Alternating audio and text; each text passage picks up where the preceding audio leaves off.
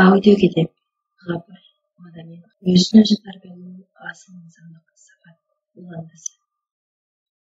Жалпысы өзін өзі тәрбиелеу адамдың аң сезімі, иман адамгершілігі, жан дүниесі, көз қарашы, және башқаларды өстіру, қалыптандыруға ынандыру, өзін өзі қызықтыру зарын. Әңгіме, лекция, консультация, жолығушыларға қатышу, тиешелі бағыт бойынша адаби, илими, популярдуу китептерди оқу, теле, радио берүүлөрдү көрүү, мазмундуу сүйлөшүүлөргө катышуу, интернетте пайдалануу жакшы натыйжа берет. Ал эми жакшы адат, көндүм, жүрүм-турум, манера, мамиле тарбиялоо, дене боюн чыңдоо, ишмердүүлүгүн уюштуруу болсо, көнүгүү, үйрөнүү, машыгуу, кайталап жасоо, кырдаал түзүү, өзүн башкаруу, өзүн өзү талап коюу, көзөмөлдөө, коррекциялоо, тыюу салуу жана башкалар жакшы жардам берет. Эми булардын ар бирине токтолобуз. Адам өзүнүн акыл-эс, ыйман, аң сезимин тарбиялоодо ошол аңгеме, сабак, лекция, окуган китептеринен алган маалыматтары, таасирлери аркылуу өзүн өзү ынандыруу, кызыктыруу ыкмасын пайдаланса болот. Ошолорду кайра-кайра ойлоп, элестетип, өзүнүн ички жан дүйнөсү аркылуу аң сезими эркине таасир берүү, көз караш, ой пикир, сезимдерин өзгөртүү. Туура көз караш, ой пикирдин далилдөө мотивдери ынандыруу аркылуу табылып, өзгөрүүгө жардам берет.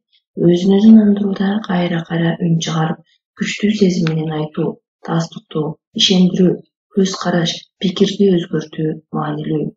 Өзүн өзү ынандыруу аркылуу адамда жашоо максаты, мазмуну, идеалдары түптөн өзгөрүп туура жолго түшөт. Мисалы, илгери жашоо максаты байлык топтоо, өзү жыргап жашоо эле болсо, китеп окуу, лекция, аңгемелерден алган таасирлер аркылуу жашоонун максаты элге жакшылык кылуу, пайда келтирүү, эл менен бирге бактылуу жашоо, улуу, жакшы иштерди бүтүрүү, ошого даярданып даяр болуу экендигин унанып түшүнөт. Мен пайда зыян деген термин түшүнүктөн биз, эл, келечек деген кеңири түшүнүккө өтөт. Кудайдын, элдин, үй бүлөсүнүн, жакындарынын ыраазылыгын издеп, иштеп, жашай баштайт. Башкача айтканда, бул багытта өзүн өзү тарбиялоо аркылуу адамдын акыл-эс, аң сезими, ыйманы өсүп, сапаттары жаңы, жогору инсандык даражага өтөт. Өзгөчө акыл-эс, аң сезим, ыйман жактан өзүн өзү тарбиялоодо китеп окуунун, башкача айтканда, окуп өзүн өзү тарбиялоонун мааниси чоң. Ал аркылуу А. Дүйнөнү, табигатты, аалам кубулуштарын, турмуштук проблемаларды таанып билет. Б. Окуу аркылуу адамдын акылы, аң сезими, мүнөзү, көз карашы, таанып билүүсү, рухий дүйнөсү өсөт. В.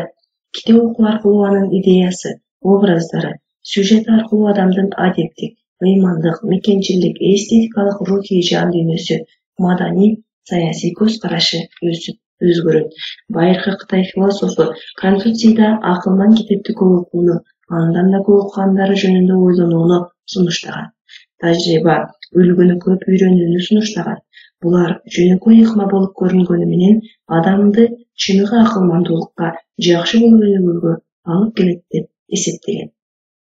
Өкүнүчтүүсү, азыр көпчүлүк адамдар китеп окубайт. Швеция, Япония, Сингапурда бир адам орточо жылына 28-30 китеп окуса, Кыргызстанда 0,4, 0,8 китеп окуйт экен.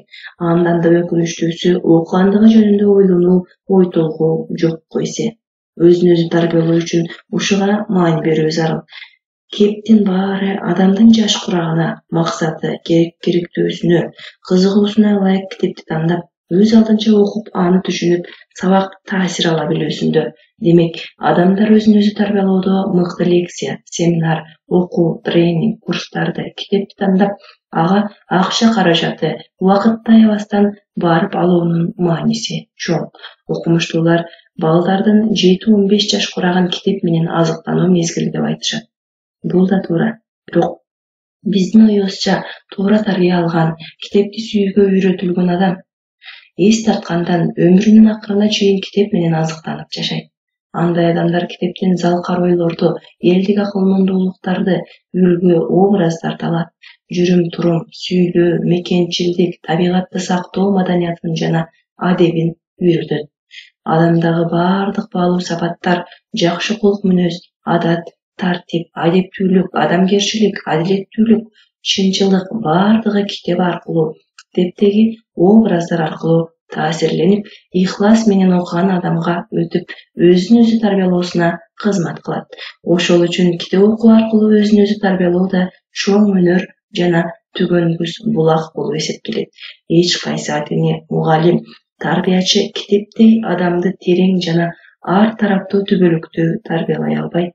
Себеби китептер бул өтө көп сырдуу, көп түрдүү жана алар турмуштун өзүнөн алынган. Ал эми турмуш болсо дүйнөдөгү эң мыкты тарбиячы. Кептин баары, ар бир адам ошол турмушка, китепке түбөлүктүү дилгир окуучу, шакирт боло билип, өзүн өзү тарбиялоосунда. Аң сезим, акыл эс, ыйман тарбиясында лекция, сабак, сухбат, жолугушуулардын да мааниси чоң. Аларга катышып, таасирленип, угуп, алган маалыматтар аркылуу өзүн өзү өзгөртүү, тарбиялоо да жакшы, жемиштүү болот. Анда семинар, лекция, сухбат өткөн адамдын илим билими, эрудициясы образдуу, ынанымдуу сөздөрү катышуучуларга терең эмоционалдуу таасир берип, өзүн өзү тарбиялоосуна багыт, мотивация, үлгү берет. Алар инсандык өнүгүүнүн, илим билимдин, ишкерликтин түрдүү тема багыттары боюнча өтүлүп, жандуу өнү, адамдарды кызыктырып, ойготуп, кыймылга келтирүүсү менен баалуу. Азыр андай лекция сухбаттардын баасы 1000 сомдон $100–500, $1000 чейин чыгууда. Угармандарда 100–200 адамдын 1000–4500 андан да көп кишиге жетүүдө. Мисалы, Брайан Трейси, Джек Ма, Сайдмурат Давлатов, Тимур Файзиев, Дубровский, Абдышукур Нарматовдук акысыз, Нуржейит Кадырбеков акысыз, Жубагачы акысыз жана башкалар. Мүмкүн болсо, өзүн өзү тарбиялап, өстүрөм деген ар бир адам мына ушундай сабак семинарларга да үзгүлтүксүз катышып, диктофон же дептерге жазып алып, кайра окуп, угуп, өзүн өзү тарбияласа болот. Алардын баалуулугу өздөрү көптөгөн китептерди көп тилде окуп, кайра иштеп чыгып, өз турмушу, адамдардын муктаждыктары менен кызыгууларына байланыштырылып айтуусунда.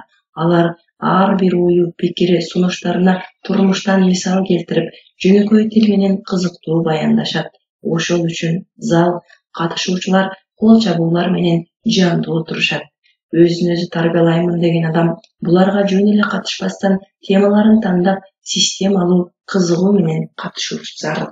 Мен мындай семинар, лекцияларга өзүнүн каражаты, убактысын аябай катышып, инсандык өнүгүүсүндө эң жакшы жетишкендиктерге жетишкен адамдар менен жолугуп баарлаштым. Мисалы, медицина илимдеринин кандидаты, доцент, Кыргыз Республикасынын өкмөтүнүн Баткен облусундагы Ыйгарым укук бөлүмүнүн орун басары Чынара Саттарова, Москва, Санкт-Петербургга $6000 төлөп барып катышып, окуп, угуп келгендигин айтты. Айзада, Бүбү Айша, Эрлан, Гүлбара жана башкалар алардын баардыгы катышып, эң жакшы таасир алып, инсандык өнүгүүдө да, өз иштеринде да ийгиликке жетишкендигин белгилеп айтып келишүүдө. Өзүм да Кыргызстандын 7 дубанында чакыруу менен Эндер мектеби, акыл эмгегинин маданияты боюнча сабак, лекцияларды өтүп келүүдөмүн. Бул сабак лекцияларыбыздан кийин алган анкеталарга көпчүлүк катышуучулар өздөрүнүн жашоодогу максат, көз карашында, ишинде түптөн өзгөрүү болгондугун айтып, жазып келишүүдө. Албетте, бизде кемчиликтер көп. Аларды келечекте түзөтөбүз деп ойлоймун. Өзүн өзү тарбиялоо аркылуу өнүгүү жана жетилүү маселеси боюнча тарыхый булактарга кайрылсак, Конфуций, Аристотель, Ыйык Куран, Аль-Беруни, Аль-Хорезми, Аль-Фараби, Мухаммед пайгамбарыбыздын хадистери, Баласагын, Кашкари, Мухаммед Жалалдин Руми жана башкалардын эмгектерин атасак болот. Ислам дини, Ыйык Куран, хадистер адамдын таза бактылуу жашоосу үчүн эң жакшы булак, багыт болуп эсептелет. Ошол эле учурда алар адамдын туура эмес иштерди кылуусунан эле зулум, оорлук, кибр, текеберликтен, күнөөлөрдөн токтотуп, туура шарият жолуна, гуманизм, адамгерчилик жолуна салып башкарып турат. Намаз окуу, орозо кармоо, шүгүр кылып, тообо кылып, ыйман келтирип жашоо өзү да адамдын өзүн өзү тарбиялоосунун өзүн чектеп, туура жолго түшүүсүнүн башарты негизи болот. Күнүнө 5 жолу намаз окуган адам 5 жолу тазаланып, аруланып турат. Адамдын өзүн өзү тарбиялоосу аркылуу жетилүүсүнө өзүнүн окууларын арнаган орто кылымдагы ойчу акын суфийлеринин бири Жалалиддин Руми болуп эсептелет. 13-кылымда. Алардын окуусу боюнча адамдын өзүн өзү таануусу жана өнүгүүсү негизги 3 этаптан турат. Биринчи — шарият, теориялык билим, жетилүү жолунун башталышы. Экинчи — тарикат, жетилүүнүн жолу. Бул өзү 7 токтомдон турат. Үчүнчү — хакыйкат, акыйкатка жетүү, адилеттик, тууралык, чынчылык. Төртүнчү — магрифат, дин илимин алуу. Жетилүүнүн бул 4 баскычы таанып билүүнүн 4 баскычы менен дал келет. Мамбет Акуновдун Табият, инсан жана жан дүйнө китеби. Жетилүүнүн бул 4 баскычы таанып билүүнүн 4 баскычы менен биргеликте билүү, көрүү, болуу деген этиштердин мааниси менен дал келет.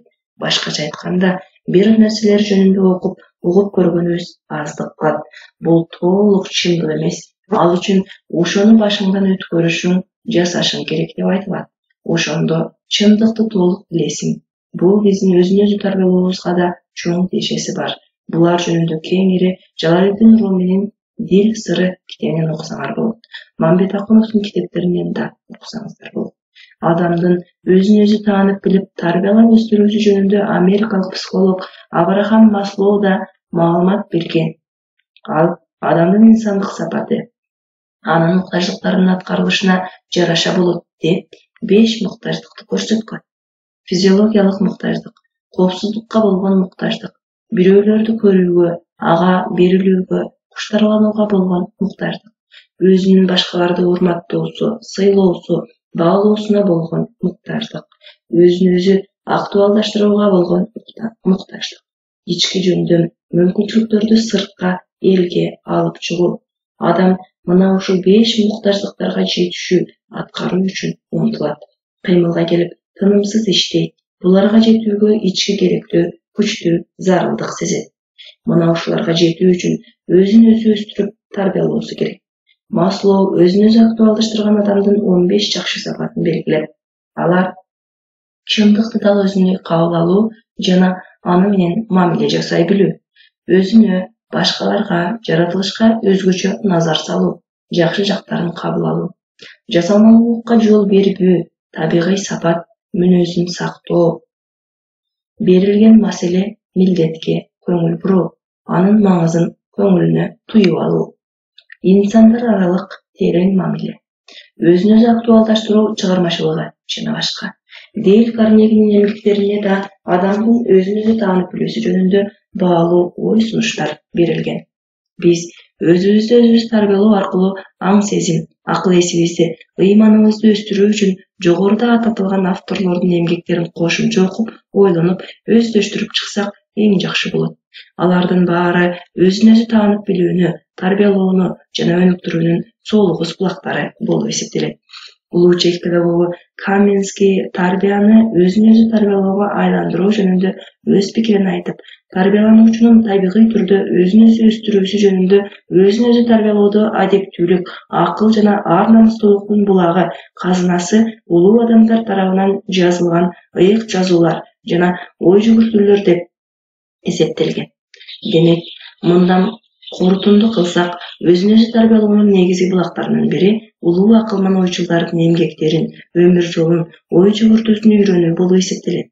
Акыл эси менен биргеликте ак ниеттүүлүк, адамгерчилик, адилеттүүлүк, жоопкерчилик жана башка асыл сапаттарды тарбиялоо үчүн алгач бул сапаттарды талдап, мазмунун, маанисин үйрөнүп чыгуу зарыл. Китептен окуп, телерадио, интернет, турмуштан үйрөнүп көрүү, кызыгуу менен ошол жакшы сапаттардын пайдасын, маанисин билүү, үйрөнүү керек. Мисалы, адамгерчилик деген сөздү ойлоп көрсөк, бул жалпы адамзатты, ар бир адамды тууган, дос, тең туш, бейтааныш баарын сүйүп, аларга жакшылык каалоо, жасоо. Жардамга муктаж адамдарга, бейбечараларга, жаш балдарга кам көрүү, көмөктөшүү, кызмат кылуу, колдоо, ошого өзүн даярдоо, атайын убакыт, каражат бөлүү, кызыгуу, адамдарга моралдык, психологиялык, материалдык жардам бере билүү, түз жана кыйыр жардам берүү.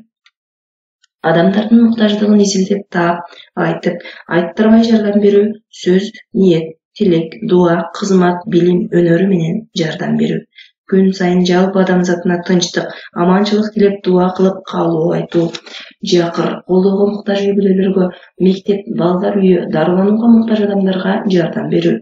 Таланттуу окуучу, студенттерге, жаңы ишти баштагандарга, жакшы идеялуу, максаттуу адамдарга жардам берүү. Көпчүлүктүн көңүлүн ошолорго буруп, өзү эле эмес, башка колдоочуларды таап берүү. Мына, урматтуу китеп окурман, биз бир эле адамгерчилик сөзүн талдап, ошого өзүн өзү тарбиялоо, аткаруу үчүн эмнелер кылуу керектигин кыскача айттык. Ушулар жөнүндө ойлоп, бир аз болсо да иш кылуу өзү да өзүн өзү тарбиялоо болот. Эч качан мен али даяр эмесмин, колумда акча, кызматым жок, качан бай, кызмат ээси болсом, ошондо адамгерчилик кылам деп айтпа. Жөнөкөй окуучу, студент, жумушчу, дыйкан адам да эгер жан дүйнөсү бай, ыймандуу, мээримдүү болсо, эң сонун жакшылык кыла алат. Мисалы, сөз менен, көз караш, мамиле менен, дем берүү менен, ыза турмат менен, жылмайып, жакшы көрүп колдоп кароо менен. Булар үчүн чоң акча да, кызмат да талап кылынбайт. Ошентип, жакшылыктын чоң кичинеси эрте кечи болбойт. Буларды тереңдеп айтуумдун себеби адамдарга жакшылыкты ойлоо, аз да болсо жасоонун өзү адамгерчиликтин белгиси жана өзүн өзү тарбиялоо болуп эсептелет. Анткени жүрөк, көңүл жакшылык жасап үйрөнөт. Себеби биз жогоруда айттык, өзүн өзү тарбиялоо максат, тилек, ой, ниетти тарбиялоодон башталат жана ошолордун негизинде ишмердүүлүктөн башталат. Ошол үчүн күн сайын адамдарга эле эмес, жалпы жан жаныбарларга, табиятка жакшылык кылууга тырыш. Жок эле дегенде, ошол жөнүндө ойлоп, тилек кыл. Ошолор жөнүндө ойлоп, тилек кылып турсаң, демек сен өзүңдү өзүң тарбиялап турасың. Өзүңдө бар, пайда болуусу мүмкүн терс сапат, адат, көндүмдөрдү жоюу, анын алдын алуу метод ыкмалары. Алгач, бул багытта да ушул терс сапаттардын мазмуну, алардын келип чыгышы, белги, касиети жана мындай терс сапаттардын зыяны, тоскоолдугу жөнүндө окуп, угуп көрүп ойлонуу зарыл. Ал терс сапаттарды элдин, адамдардын жек көрүүсү, жактырбоосу жөнүндө, уят кылуусу жөнүндө ойлонгон адам өзүндөгү мындай терс сапаттар менен күрөшө баштайт. Алардын баардык белги касиеттери көрүнүшүн, өзүнүн башкаларга мамилеси, жүрүм-турумунда эле эмес, ой, кыял, пейилинде да болуусуна жол бербейт. Эгер өзүндө болбосо да, башкаларды туурабоо, башкалардан жукпоосу үчүн да кам көрөт. Мына ушул терс сапаттарды таанып билип, жек көрүп, өзүндө болтурбоого тырышуу, күрөшүү, өзүн өзү тарбиялоонун дагы бир зор процесси. Мисалы, пасттык, көрө албастык, кыянатчылык, текебердик, чагымчылдык жана башка. Бул терс сапаттар тарбиясыздыктан, наадандык, көрбөгөндүктөн келип чыгып, алгач ошол адамдардын жүзүнөн, жакшы иштердин бүтүүсүнөн, жакшы адамдардын өсүүсүнө, мамилеге өтө чоң зыян кылып, ачык жана тымызын адамдардын жек көрүүсүн пайда кылат. Коомчулук кимди пас, эки жүздүү, чагымчыл деп атаса, адамдар алар менен жакшы мамиле кылбайт, жийиркенип, бирге болгусу келбейт. Жолугуп учурашканында да салкын саламдашып, көзүндө, сөзүндө жактырбоо, жек көрүү сезилип турат. Алардын алдынан тез кетүүгө, алар менен чогуу иштебөөгө шашылат. Кээде бетине, кээде артынан иттей жек көрүп шылдыңдап маскара кылышат. Өздөрүнө эле эмес, үй-бүлө, балдарына да жактырбай мамиле кылышат. Жалпылап ойлоп, мындай терс сапаттуу, адат мүнөздүү адамдар жамаат, жалпы коомдун жек көрүүсү, айыптоосуна кабылат. Байлыгы, кызматынан да ырахат ала албай, бакытты сезе албай калышат. Терс сапаттарга мына ушундай пикир түзүлгөн коом, жетилген коом болот. Жана андай жерде пас мүнөздөгү адамдар аз болот. Чындыгында ичемдеген асыл инсандар, улуу иштер мына ошондой пас, ыплас, көрө албас адамдардын айынан зыян тартып, ал эмес аймак, эл, мамлекеттин өнүгүүсүн токтотуп, оор кризистик абалга алып келип коюшат. Адамдардагы терс сапаттардын мазмунун, зыянын түшүнгөн адамдар, эгер анда бир аз уяты, ыйманы болсо, тез бул сапаттарды жоюуга киришет. Башкача айтканда, өз ичиндеги кемчилик, жаман адат, мүнөздөрү менен күрөшүп, өзүн өзү тарбиялап, өстүрө баштайт. Адамдарга бир жакшылыкты кылам деп ойлоп кылгандан, бир жамандыкты ойлоп же жамандыкты токтотуп жасабай коюу жогору бааланат жана ага чоң сооп берилет экен. Демек, күн сайын, ай сайын өзүңдөгү терс сапат, адаттарды жоюп, кыскартып баруу өзү да, зыяндуу жаман иштерди жасабоонун өзү да жакшы иштин өзүн өзү тарбиялоонун башаты. Башкача айтканда, жаман ишти кылбаганың жакшы иш кылганың менен барабар. Биз буларды кеңири айтып жазуубуздун себеби, көпчүлүк адамдар өзүнүн терс сапаты, адаты, пас, зыяндуу экендигин, адамдар ал терс сапатты канчалык жек көрүп жийиркенүүсүн ойлобой, билбей жүрүшөт. Булар жөнүндө ойлонуп, билгендин өзүн өзү тарбиялоонун башталышы болот. Өзүн өзү тарбиялоодо жакшы сапаттарды өстүрүү, терс сапаттарды жоюу үчүн көнүгүү, машыгуу, тыюу салуу, өзүн токтотуу жана башка ыкмаларды пайдалануу. Көнүгүүлөр, усул ыкмасы жакшы сапат, жүрүм-турумду адат калыптандыруу үчүн бир ишти же кыймылды үйрөнгөнчө көп ирет кайталоо керек. Белгилүү педагог Макаренко тарбиялоо бул эң туура кылык жорукту жүрүм-турумду калыптандыруу боюнча көнүгүүлөр деп атаган. Өзүн өзү тарбиялоодо көнүгүүлөр. Тарбиялоонун өзү тарабынан окуган, көргөн үлгүсү боюнча жасалат. Көнүгүүлөр түз, кыйыр, табигый болуусу мүмкүн. Табигый көнүгүүлөр окуу же эмгек процессинде, турмушта ишмердүүлүк аркылуу жасалат. Эгер көнүгүүлөр тарбиялануучулар тарабынан оңдоп, түшүнүлүп, пайдасы зарылдыгын сезип жасаса, сапаттуу болот. Көнүгүү аткаруунун алгоритми. Биринчи, маселе көйгөйдү белгилөө. Экинчи, аны аткаруу чечүүнүн программасын түзүү.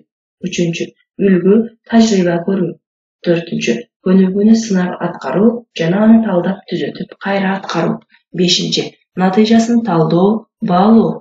Алтынчы, убакыттын тездигине жана сапатына жетишүү. Жетинчи, адат көндүмгө айланганга чейин кайталоо. Мисалы, дене тарбияда кайсыл бир кыймылды бийиктикке секирүү, оор салмакты көтөрүү, гимнастика жана башка кыймыл-аракеттерди шамдагай жасоо көнүгүүлөрү болуусу мүмкүн. Ошондой эле, адептүүлүк, ыймандуулук, сылыктык сапаттарын өзүбүздө да ушундай көнүгүүлөр менен аткарса туура болот.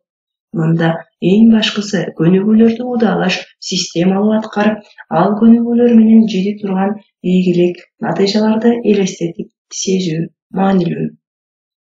Ошондо адам көнүгүүлөрүнөн зерикпейт жана ара жолдо таштап койбойт. Чындыгында бир максатка, ийгиликке жетүүдө тынымсыз көнүгүү, жакшы сапатына жеткиче кайра-кайра жасоодон тажабай, тынымсыз эмгек эң маанилүү. Адам өзүнүн максаты, милдетине каршы келүүчү, ден соолугу, ыйман, адамгерчилиги, жүрүм-турумдары, адаттары, ал эмес ойду жана сөздү да аткарбай, жасабай, ойлобой, өзүн токтотууга көнүгүүсү зарыл. Мисалы, чылым чекпөө, ичимдик ичпөө, кытмырлык, кыянатчылык кылбоо, орунсуз ачууланып сөгүнбөө. Бул жана башка терс сапат адаттарды өзүндө бардыгын байкап, аларды атайы жасай турган жагдайда өзүн токтотуп, терс сапаттарынын тескерисин, башкача айтканда, жакшы жагына жасоо керек.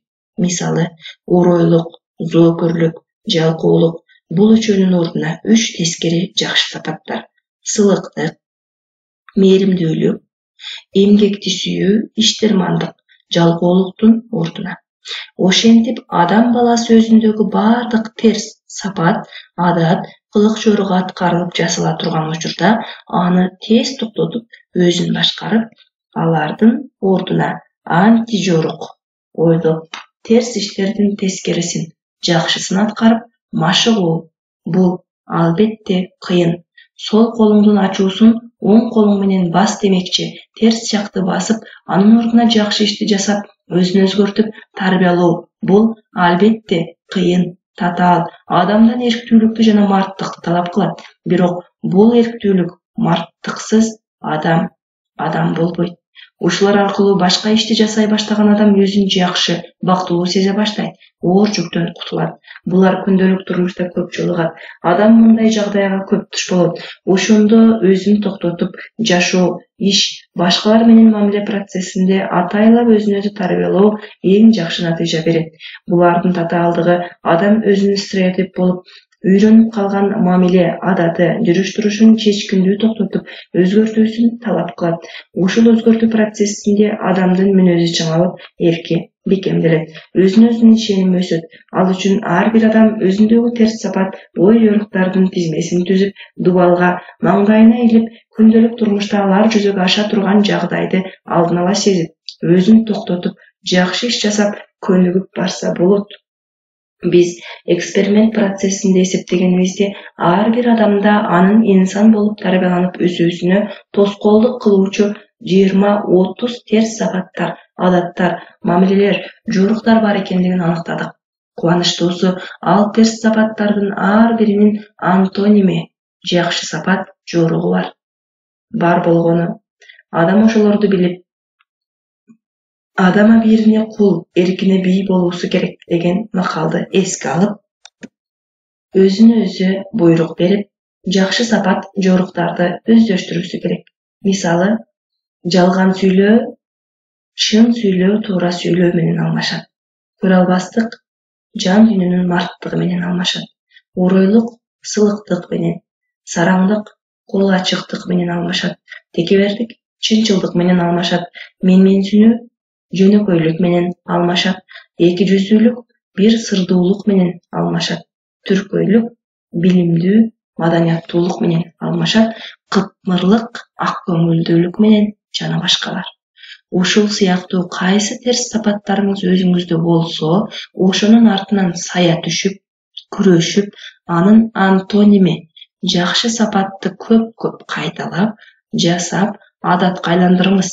Аны бир жасап токтотуп койбостон, туруктуулук менен өзөрлөнүп, жакшы иштерди аракеттен адатка, адаттан мүнөзгө айландырганга чейин улантуу керек.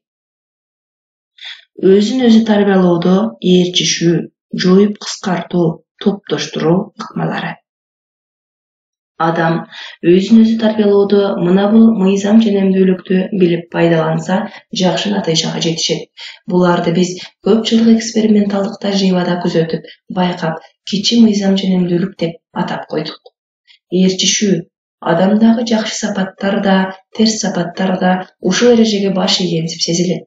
Мисалы, адамгерчилик сапатын өзүндө тарбиялап, үйрөтүп өстүргөн адамда мээримдүүлүк, камкордук, берешендик, чыныктастуулук, ак ниеттүүлүк жана башка жакшы сапат касиеттер бири-бири менен байланышып, ээрчишип, өсүп чыгат. Башкача айтканда, булар бардыгы бир тамыр менен адамга кам көрүү, башкаларды ойлоо менен байланышта. Ошол үчүн бир чоң жакшы сапатты өзүңдө тарбиялаган адам, аны ээрчишип, көп сапат касиеттер келишин ойлосо, шүгүр кылып, ыраазы болуп, шыктанып, өзүн тарбиялайт. Эгер бир терс сапат, мисалы, текебердик пайда болсо, анда аны менен ээрчишип, кекирейгендик, кыйын сунуу, бой көтөрүү, жалганчылык жана башка терс сапаттар пайда болот. Эгер адам бул терс сапаттарды байкап, Кудай деп жакшы ниет менен аларды жоюуга киришсе, күрөшсө, алар ээрчишип пайда болгондой эле ээрчишип жок болушат. Буларды мен өзүн өзү тарбиялоонун ээрчишүү мыйзамы деп атаймын. Башка бардык адамдарда бар оң терс сапаттар да ээрчишүү мыйзамына баш ийип кыймылда болот. Билген адам өзүн өзү тарбиялоодо бирөө аркылуу башкаларын ээрчитип пайда кылып же кыскартып, тарбиялык максатка тез, ийгиликтүү жетет деп ойлоймун. Жоюп кыскартуу. Өзүн өзү тарбиялоодо бир же бир нече жакшы тарбиялык сапаттар башка бир нече терс сапаттарды кыскартып жоюшу мүмкүн. Же тескерисинче, бир нече терс сапаттар оң сапаттарды жок кылышы мүмкүн. Бул мыйзам ченемдүүлүккө мисал. Эгер адам эмгекчил, тырышчаак, чыгармачыл изденүүчү, тынбай мээнеткич сапаттарын өзүндө пайдаланса жана өстүрсө, ал сапаттар өсүп, кубатка кирүүсү менен жалкоолук, бекерпоздук, жатыбычерлик, ыкшоолук, уйкучулук, жанбактылык жана башка терс сапаттар кыскарып, өзү эле жоюлат. Же тескерисинче, жалкоолук, ыкшоолук жана башка терс сапаттар өсүп кетсе, иштермандык жана башка оң сапаттар жоюлуп кетет. Топтоштуруу өзүн өзү тарбиялоодо адамда бар болуучу жакшы оң сапаттарды издеп, окуп, үлгү алып, анан ошолордун тектеш, өз ара байланыштууларын бириктирип, топтоштуруп, өзүн тарбияласа жемиштүү болот. Мисалы, биринчи топ эмгекчилдик, чыдамкайлык, тайманбастык, тайбастык, кайраттуулук, чечкиндүүлүк. Экинчи топ токтоолук, бир сындуулук, өзүн кармай билүү, ыргактуулук, салмактуулук, салабаттуулук, тереңдик, оор басырыктуулук. Үчүнчү топ эр жүрөктүүлүк, тайманбастык, марттык, эрдик, баатырдык, чечкиндүүлүк, эрктүүлүк, күжүрмөндүк. Адамда бар болуучу бул сапаттарды, ушул сыяктуу оң сапаттарды таап, мазмунунун окшоштугу боюнча топтоштуруп алса жана өзүндө туруктуулук менен тарбиялай баштаса, жогорудагы 3 топтун ар биринен 1-2 сапатты жакшы тарбиялап өздөштүрсө, калган окшош сапаттар топтолуп, калыптанып барат. Ал эми булардын ар бири адамды адам кылып өзгөчөлөнтүп өстүрүүчү, башкаларга чоң пайда, жакшылык алып келүүчү сапаттар. Ошондой эле адамда болуучу жана башкаларга зыян алып келүүчү терс сапаттар да изилденип, окшоштору топтоштурулуп, аларды жоюуга өзүн тарбияласа, бул да жакшы натыйжа берет. Мисалы, биринчи топ зордук, ээн баштык, зулумдук, ташпоордук, күчүнө чиренүү. Экинчи топ кайдыгерлик, кош көңүлдүк, кызыкпастык, түркөйлүк, наадандык, ыкшоолук, кенебестик. Үчүнчү топ чагымчыл, ушакчы, жалганчы, эки жүздүү, гыйбатчы, куйту. Бул терс сапаттар өзүндө бар болсо, ар бир топтон 1-2-ни жоюп, кыскартса, калгандары да жоюлушу мүмкүн. Тескерисинче, аларды 1-2 бар болуп, анын алдын албаса, көбөйүшүп, адамда терс сапат мүнөздөгү адамга айландырып, өзүнө, келечегине жана башкаларга чоң зыян алып келүүсү мүмкүн. Мен бул корутундага 25 жылдык эксперименталдык тажрыйбамдын негизинде келип, шарттуу түрдө өзүнчө топтоштуруу аркылуу терс сапаттарды жоюп, оң сапаттарды тарбиялоо ыкмасы деп атадым. Биздин эксперименталдык мектеп-гимназияда энелер мектеби аркылуу ата-энелерге акыл эмгегинин маданияты, инсан таануу, ой өрүшү, кругозор сабагы, ирими аркылуу окуучуларга, жаш мугалимдер мектеби аркылуу мугалимдерге, социумга түшүндүрүү аркылуу биз бул өзүбүздүн эксперименттен келип чыккан 3 ыкма методду ээрчишүү, жоюп кыскартуу, топтоштуруу методдорун пайдаланып, өзүн өзү тарбиялоодо үй бүлө мектебибизде бир аз да болсо жакшы натыйжага жетип келүүбүз деп айта алабыз. Мында маанилүү маселе өзүн өзү тарбиялоо менен машыгып жаткан жаштарга багып берүүчү ата-энелер, мугалимдердин жардамы менен тарбиялануучулар ал топтоштурулган оң сапаттардын ар бирин чечмелеп кымбат баалуулугун түшүнүүсү. Ошондой эле терс сапаттардын ар биринин чечмеленүүсү жана өтө чоң зыян, уят, пасттык, жийиркеничтүү экендигин билүүсүндө. Буларды аң сезимдүү түшүнгөн адамдар оң сапаттарды тарбиялап, өзүн өзү өстүрүүгө да, терс сапаттарды жоюуга да чечкиндүүлүк, кызыгуу менен киришет жана максатына жетишет. Өзүн өзү тарбиялоочу чөйрө социум түзүү аркылуу тарбиялоо. Адамды өзүн өзү тарбиялоосунда анын достору, бирге жүргөн жора жолдоштору, курчаган чөйрөсүнүн, айланасындагы адамдардын да мааниси чоң. Алар адамдын акыл-эс, көз караш, мүнөз, пейилинин өсүп кетүүсүнө жакшы таасир берет же туура эмес жолго адаштырып алып барат. Мисалы, эгерде жолдошторуң бирге отуруп турган, иштеген, жашаган адамдарың ак ниет, билимдүү, ыйман-инсаптуу болсо, сен да алардан жакшы таасир аласың. Алар менен баарлашуу, ойноо, чогуу өзү да сени өзгөртүп өстүрөт. Эгерде жора жолдошторуң текебер, бузуку, ушакчы, жалкоо, зордук, зомбулук, ичитардык, көрө албастык менен кытмырлык сапаттары бар адамдар болсо, билим, өнөр, ыйман, ынсапка шылдыңдап терс мамиледе болушса, бул сапаттар сага өтүп кетет. Себеби адамдын табигаты ар дайым айланадагылардан алып берип турат. Энергия алмашууда же көз караш, пейил, адат алмашууда билимсиз болуп турат. Бул адамдар ортосундагы байланыштын купуя сыры, эрежеси. Ал эми өз ара таасир берүү процессинде жолдошторуң, айланаңдагы адамдар да терс мүнөздөгү адамдар көп болушса, сени жакшы сапаттарыңды да басып жок кылып жибериши мүмкүн.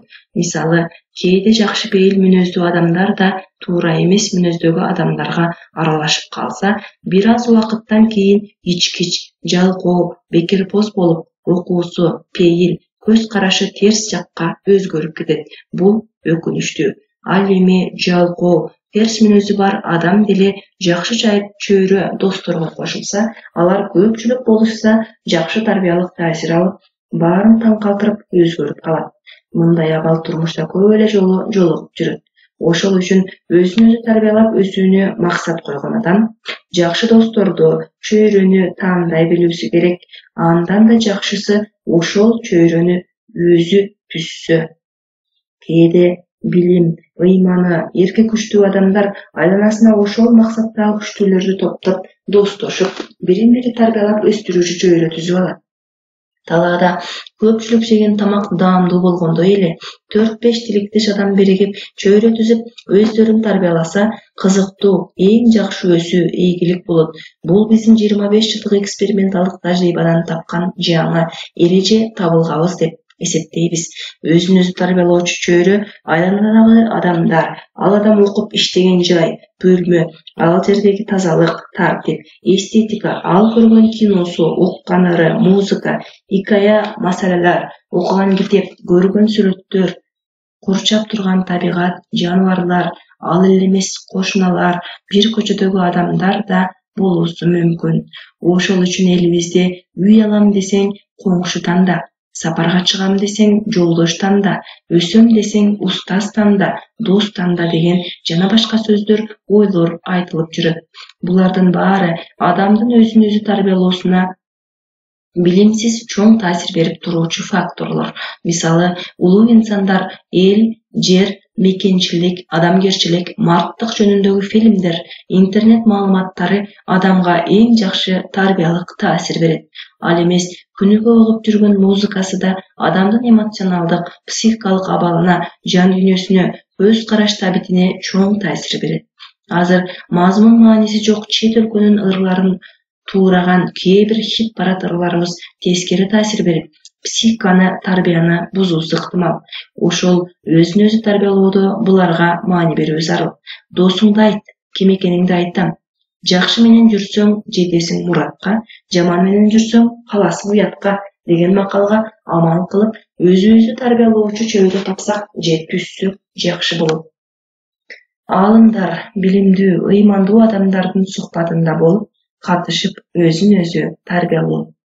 Аалам сырын үйрөнгөн аалымдар, ийне менен кудук казып билим алган билимдүүлөр көптү көрүп, турмуштан сабак алган акылмандар, ыйман, ислам жөнүндө терең билимдүү адамдар менен баарлашып, алардын сухбат, таалим, сабактарына катышып туруу өзүн тарбиялоонун эң жакшы үнөмдүү жолдорунун бири.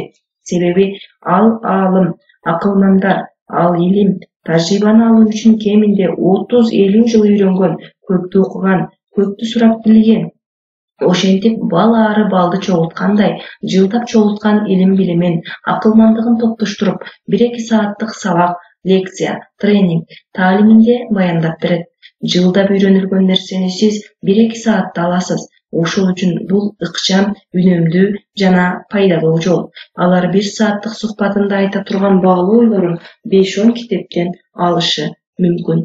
Ал эми бир чоң китепти окуп чыгуу үчүн адамга нечен күн, айлар керектигин билесиз.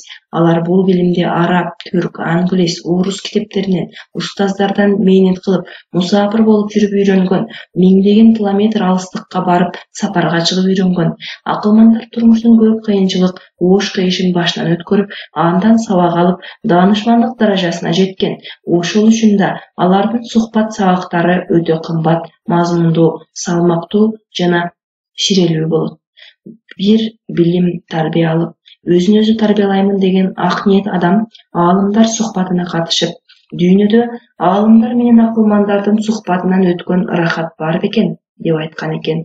Себеби башка ырахат, жыргал 1-2 саат же бир күндө өтүп кетет. Ал эми акылдуу аалымдардын сухбатынан алган азык, акыл эс жан дүйнөңө сиңип, көз караш, пейилиңди 180 градуска өзгөртүп, сага түбөлүк азык, багыт, дем болуп жүрөт. Кептин баары ошондой сухбат жыйындарга издеп таап катышып, конт коюп угуп ала билүүдө. Адам өзүн угуу, тыңшоо, ар бир сөздү азектеп, терең ойлоп кабыл алууга да тарбиялоосу керек. Антпесе бермектей болгон сөздөр кулактын сыртында калуусу мүмкүн. Ал үчүн сөзүң күмүш болсо, угарман алтын болсун деген сөз бар. Андай сухбаттарда астейдил, ихлас менен сүңгүп кирип, уга билүү керек. Ар бир жакшы ой, акылды айтканда баш ийкеп таң калып рахмат айтып, таң калып колдоп, коштоп турсаң да жакшы. Андай адамдар канчалык билими бийик болсо да жөнөкөй, адамгерчиликтүү болушат жана алардын алдыда өзүңдү эркин, бактылуу адам сезишиң мүмкүн. Аларды тыңшап, угуп, адеп менен суроо бере билүүгө да үйрөнүү керек. Угуп үйрөнгөндөрүңө ыраазы болуп, аларды да сөз менен мүмкүнчүлүгүңө жараша бир аз билгениң менен ыраазы кылсаң, алганың жугумдуу болот. Мүмкүн болушунча көчөдө, айылда, шаарда бар болгон өзүңөрдүн эле билимдүү, акылман адамдардын сухбатында болуп тургула. Ал сухбаттын болуусун күтүп эле жүрбөстөн, бир чайнек чай менен жөнөкөй сый, урмат менен үйгө же бир ыңгайлуу жерге андай илим билимдүү акылман адамды чакырып, сухбаттын уюштуруучусу өзүң болуп, алардын акылы, дубасын алсаңар эң жакшы болот. Билимдүү, акылман, ыймандуу адамдардын сухбаты сабагы менен өзүн өзү тарбиялап, ошол алган акыл эс тарбияга амал кылуу, өзгөрүп өнүгүүнүн эң жакшы туура жолу. Эң пас адамдар бирөөлөрдү сүйлөшөт. Орточо адамдар өздөрүн сүйлөшөт. Жогорку даражадагылар жогорку идеяларды сүйлөшөт. Улуу инсандардын үлгү, тажрыйба мисалында өзүн өзү тарбиялоо. Инсандык өзүн өзү тарбиялоо дүйнөлүк Кыргызстан аймактык улуу инсандардын өмүр жолу, ишмердүүлүгү, элге, жерге, келечекке кылган кызматы, эртегенин мисалында ошолордон үлгү алып, суктанып, шыктанып, өзүн өзү тарбиялоо жакшы ийгиликке жеткизет. Анда улуулардын мисалында өзүн өзү тарбиялай алган ошолордун мисалында окуп, үйрөнүү зарыл. Бул таанып билүүсүнө да пайдалуу. Аны энциклопедия, справочник, азыр интернет булактарынан издеп тапса болот. Алар кимдер? Аристотель, Платон, Конфуций, Мухаммед пайгамбар, сахабалар, Авраам Линкольн, Рузвельт, Черчилль, Индира Ганди, Курманжан Датка, Разаков, Суворов, Кутузов, Жусуп Абдрахманов жана башкалар. Өзүн өзү тарбиялоону максат кылган адам жогорудагы аталгандардын кантип ошол бийик даражага жеткендиги, кантип ойлонгондугу жана ушул процесске кантип жеткендигин үйрөнүп чыкса болот. Алардын өз үстүнөн иштөөсү, кыйынчылык, тоскоолдуктарды жеңип өтүүсү, улуу максат, чоң милдеттерди коюп, бүтүн элдин тагдырына, мамлекеттин тагдырына таасир берүүчү, ишмердүүлүгүн үйрөнүп чыгуу, өзү чалкып жаткан чоң дарыяны, анын энергиясын күзөтүп, таң калып, суктанган менен барабар. Бийик тоого чыкканда же чоң дарыянын боюна барганда, алар адамга кандай таасир берип шыктандырса, тарыхый улуу инсандарды үйрөнүү да ошондой күчтүү таасир берет. Алардын энергиясы, духу адамга өтүп, өзүн өзү тарбиялоо, улуу иштерди жасоого шыктандырат. Ошол эле учурда бул адамдар деле бир кезде жөнөкөй инсан болуп, тынбаган эмгеги, изденүүсү, кажыбас кайраты менен ошол улуулукка, көп жылдык эмгек күрөш менен жеткендигин түшүнүү зарыл. Ошондо жаштар жеңил желпи ийгиликке, атактаныкка, байлыкка азгырылбастан улуу иштер, улуу эрдик, улуу эмгек кажыбас кайрат менен жаратылышын же жетүүсүн түшүнөт. Мына ошол суктануу жана түшүнүүнүн өзүн өзү тарбиялоонун эң чоң булагынын бири болот. Айылдагы эле бир бала же кыз ошол улуу адамды үйрөнүү аркылуу өзүн өзү тарбиялап, Кудай берип, алар деле ошондой улуу иштерди жасоосу мүмкүн.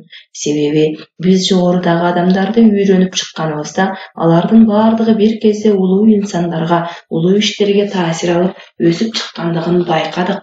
Биз кайсы багыттан өзүбүздү тарбияламакчы, өстүрүүчү болсок, ошол багыттагы үлгү мисалдарды үйрөнүп чыгуу туура болот. Мисалы, эгер саясатчы болууну кааласак же илимпоз, аскер башчы болууну кааласак, улуу саясатчыларды үйрөнүү, улуу илимпоз, аскер башчыларды балалыгынан бери үйрөнүү туура болот. Ал эми мыкты мугалим, дарыгер, котормочу болууну кааласак, ошол багытта ийгиликке жеткен дүйнөлүк кыргызстандык эң белгилүү адамдарды үйрөнүү керек. Бирок бул жөн эле хит-парадтын артисттерин, белгилүү актерлорду, мистерди бөлмөсүнө илип алып, кумир тутуу. Бул суктануу эмес, бул миңдеген элдерге өмүр, бакыт, жакшылык алып келген адамдарды аты сүрөтүн эле илиш эмес, ошолордун ишмердүүлүгү, башкача айтканда, кандай иштеген, убакытты кандай пайдаланган, өзүн өзү кандай тарбиялаган, ошону үйрөнүп, өзүн өзү өстүрүү. Чындыгында ал адамдардын өмүрү, ишмердүүлүгүнө сүңгүп кирсең, бир күндө аткарган иштерин, иш процессин көрсөк, канчалык татаал, чоң, ошол эле учурда ырахаттуу эмгек экенин сезесиң. Биз көп ишти жасай алганыбыздын, жетишпегенибиздин себеби биздин башыбыздын же колубуздун иштебегенинен эмес, жан дүйнөбүз ойгонуп, чоң, узак мактоону, пайданы күтпөгөн эмгекти жасабаганыбыздан экенин түшүнөбүз. Биз ошондой улуу иштерге, максатка тарбия кылбаганыбызды түшүнөбүз. Чындыгында биз ойлонуп, умтулуп иштебегенибизди сезебиз. Биз эгер өтмүштөгү жана азыркы учурдагы улуу инсандардын үлгү ишмердүүлүгү менен азыркы жаштарды азыктандырып, өзүн өзү тарбиялоону ойготсок, өнүгүүгө өтө чоң булак ачкан болобуз. Тарбиянын токтогул кестей энергия булагын жана кумтөрдөй алтын байлыгын ачкан болобуз. Өзү жашаган аймак, айыл, көчө, жамаат, класс, группадагы асыл инсан, мыкты кесипкөй адис, окуучу, студенттердин да жашоодо, иште, окуудагы мыкты сапат, ишмердүүлүк тажрыйбасын үйрөнүп, өзүн өзү тарбияласа да жакшы болот. Пейил, мүнөз, көз караш, адатты өзгөртүп, өзүн өзү тарбиялоо. Адам бул денедеги акыл эс, жан дүйнө, мүнөз, пейил, көз караш, адаттардын биримдиги. Башкача айтканда, ар бир адамды анын көз карашы, пейили, мүнөзү айырмалап турат. Сенде кандай пейил, мүнөз болсо, сен ошондой адамсың. Ошолордун жана айылна чөйрөдөгүлөрдүн түрдүү таасири менен бизде өтө көп адаттар, привычка топтолот. Биз ошол адаттарыбыз менен жашайбыз жана өзгөчөлөнөбүз. Бизге кандай адаттар топтолгон болсо, биз ошондой адамбыз. Мисалы, жалкоолук, ыкшоолук, текебердик же кытмырлык жана башка. Мына ошол мүнөз, пейил, адаттар топтолуп, туткундалып, чырмалып калган адамдар ошол туткундан чыга албайт. Бул адамдар башкалардын тарбиясына, багытына кулак салбайт. Кулак салса да таасир ала албайт. Себеби алар ошол терс адаттын туткунуна түшүп калган. Бул бир-эки адамда эмес, бул миңдеген жаштарды, чоң адамдарды тумандай каптап алган. Бирок алар өздөрү дагы мас адамдай өздөрүнүн терс пейил мүнөзүндө туткун болуп калгандыгын сезишпейт. Жана бул абал өздөрүнө да, башкаларга да чоң зыян алып келет. Бул абалдан чыгуунун бир жолу ошол адамдар өздөрүнүн өзүн өзү тарбиялоосу жана кайра тарбиялоосу. Анткени адам өзү жан дүйнөсүн өзгөртүүнү каалабаса, өзүнүн терс адат пейили менен күрөшүп, жеңип чыкпаса, аны эч ким түзөтө албайт. Ал үчүн алгач өзүнүн жакшы болуусуна ишенип, каалоосу, көз карашы, пейилин өзгөртүүсү керек. Азыркы термин менен айтсак, кайра программалаштыруу. зарыл. Бул өтө татаал, көп ишенимди, эркти, эмгекти талап кылган иш. Себеби уйга жүгөн салабы, үйрөнгөн адат калабы демекчи, адатты өзгөртүү өтө кыйын. Анын кээ бир методдорун тиешелүү темаларда учкай айтканбыз. Көз карашты, пейилди, адатты өзгөртүү бул адамдын түптөн жакшы жаңы багытка түшүүсү болот. Ал үчүн алгач адам өзүнүн көз караш, пейилинин туура эмес экендигин, алар өзүнүн келечегине, айланасындагыларына зыян экендигин аңдап сезүүсү керек. Уктап жаткан адам чоочуп ойгонгондой, мас адам суу сепкенде соолуккандай ойгонуп, өзүнүн туура эмес пейилин, адатын сезүүсү керек. Андан кийин өзүн өзү ынандырып, пейилин, адатын, терс жактарын жоюп, жакшы пейил, адат тарбиялап өстүрүүсү зарыл. Бул татаал, бирок көз коркок, кол баатыр демекчи, чындап жан дили менен киришкен адам тез эле өзгөртсө болот. Мында психотренинг, аудиотренинг, көнүгүү, машыгуу жолдору менен жетишсе, өзгөртсө болот. Ошол эле убакта катарсис болуп, жан дүйнө пейилди тазалап, жакшы көз караш, пейил, адаттарды да тарбиялоо керек. Мында Кудайдан тилеп, шүгүр кылып, бир аз да болсо жакшы өзгөрүүнү белгилеп, сүйүнүп туруунун мааниси чоң. Кудай шүгүр кылып сүйгөндү сүйөт. Терс пейил адаттан айрылып, жакшысына өтө баштаганда адам өзүн жеңил сезип, көңүлү ачылып, жакшы боло баштайт. Мына ушул өзү пейилди, адатты тарбиялоонун башталгандыгы болот. Пейил, адат өзү эмнелерден көрүнүп чагылат. Башка адамдарга мамилеси, оройлук, сылыктык, тоңдук, ишке окууга мамилеси, бир туугандар, классташтар, чогуу иштеген, жашагандарга мамилесинен, ызат, урматы же кайтыгерлик, кенебестик, салкындыгынан, ичтар, бакылдыгынан, мактанчаак, тайыздыгынан, дүйнөкор, мансапкор, отурумдук жыргалга, шаан чөкөткө мастыгынан көрүнөт. Пейилди, адатты кайра тарбиялап, өзүн өзгөртүү деген мына ошол мамилелерди өзгөртүү. Жакшы пейил, мамиле тарбиялоо бул косметикалык өзгөрүү эмес, түптөн чындап тарбиялап өзгөртүү. Себеби жасалма өзгөрүү адамды андан бетер жек көрсөтүп уят кылат. Чыныгы алтын жасалмадан айырмалангандай эле, чындап өзүн өзү тарбиялап башкарган адам байкалып турат. Өзүн өзү тарбиялап, көз караш, пейилдин өзгөрүүнүн мааниси ушунчалык терең жана узак. Ал анын келечегине да таасир берет. Мисалы, кээ бирөөлөр мен ушуну жасай албадым, кыла албадым деп ойлойт. Ошонун себеби өзүнүн терс пейил адат экендигин сезбейт. Ошол үчүн Кудай деп мурат максатына жетүүнү каалаган адам алгач пейилин, ниетин, адатын өзгөртүүсү керек. Өзүн өзү башкарууга жана убакытты, ишмердүүлүктү башкарууга өзүн өзү тарбиялоо. Өзүн өзү тарбиялоо максатка багытталган ишмердүүлүк. Ал эми ар кайсы максаттуу ишмердүүлүк бул башкарууну талап кылат. Өзүн өзү тарбиялап, өсүп, өзгөртүү үчүн адам өзүндөгү убакытты, ишмердүүлүгүн, оюн, кыялын, пейилин, напсин, каалоосун, эңсөөсүн, эмоциясын башкара билүүсү керек. Өзүн өзү башкарууну тарбиялай алган адам ийгиликке, мурат максатына тез жетет. Себеби биздин максатыбыз бийик болсо да ага жеткире турган жан дүйнө, пейил, энергиябызды ага тоскоолдук кыла турган напси, эркиндик, эңсөөбүздү башкара билүүбүз абзел. Өзүн башкарууга тарбиялоо деген сөз өзүнүн ички энергиясынын кубатын максатына багыттап, кыймылга келтирүү. Өзүндөгү жалкоолук, ашыкча каалоо, эңсөөлөрдү токтотуп, чектей билүү. Өзүн башкарууга тарбиялоо деген сөз өзүнүн ички энергиясынын кубатын максатына багыттап, кыймылга келтирүү. Өзүн өзү башкаруу бул чексиз кыялдана билүүсүн да башкара билүү. Кыялдануу жакшы чыгармачылыктын башталышы. Бирок качан максатка багытталса, ал ойго айланат. Ар кандай ой, кыял, план, тилектер амал менен гана жакшы ишке жарап, максатка алып барат.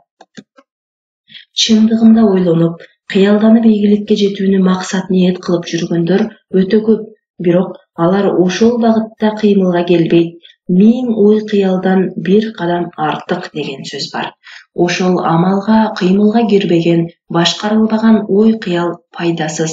Адам өзүндөгү акылдын, ойдун, кыялдын, жан дүйнөнүн, дене бойдун энергия күчүн бириктирип, максатына жетүүгө иштете билүүсү керек. Күндө максатына bir qadam жасоо керек. Ошолорду максатка буруп, кыймылга келтирүү бул ишмердүүлүк болот. Адамдын эң чоң байлыгы Кудай берген ден соолугу, ыйман менен биргеликте анын жогоруда биз айткан ой-кыялы убакыты болуп эсептелет. Эң чоң душманы зарылдан артык напси, эң-сөөсү, шаан-чөкөт, жалкоолугу жана ыкшоолугу. Өзүн өзү башкарууга тарбиялоо бул убактысын, уюн, ишмердүүлүгүн эле башкаруу эмес, туура эмес иштерден өзүн токтото билүүсү, напси эң-сөөсүн чектөө да болуп эсептелет. Буларды башкаруу үчүн койгон максатына жетүүнүн программасын, каражаттарын, жол ыкмаларын түзүп алуу керек.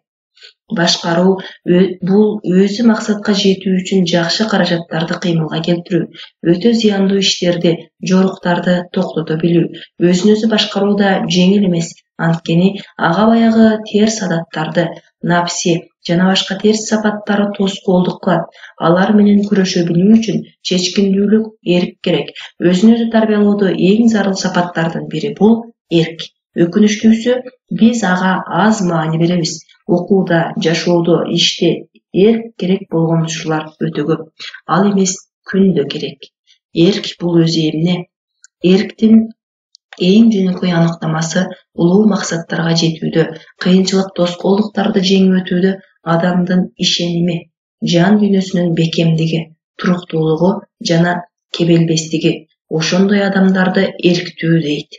Алар койгон максатына Кудай деп ийгиликтүү жетет, дегенинен кайтпайт. Кыйынчылык, жалкоолук ал эркти токтото албайт, кайра курчутат. Өзүн өзү башкарууда биз өзүн өзү башкаруу, өзүн өзү тарбиялоодо биз эркти тарбиялоого, бекемдөөдө чоң маани беришибиз зарыл. Максаттын жолунда, күндөлүк турмушта биз эркти туура пайдалансак, бүтүрө турган иштер өтө көп. Мисалы, эрте менен таңда саат 5-6-ларда ойгонуп туруу. Бүгүн аткарам деген иштеримди өжөрлүк, туруктуулук менен аткаруу. Бул иштер зыяндуу, жасабаймын, барбаймын деген иштериңден өзүңдү токтотуу. Тапшырманы аткарам дегенде сайылып отуруп аткаруу. Терс сапаттарымды жоём дегенде туруктуулук менен күрөшүп жоюу. Берилген убада сөзгө бекем туруу.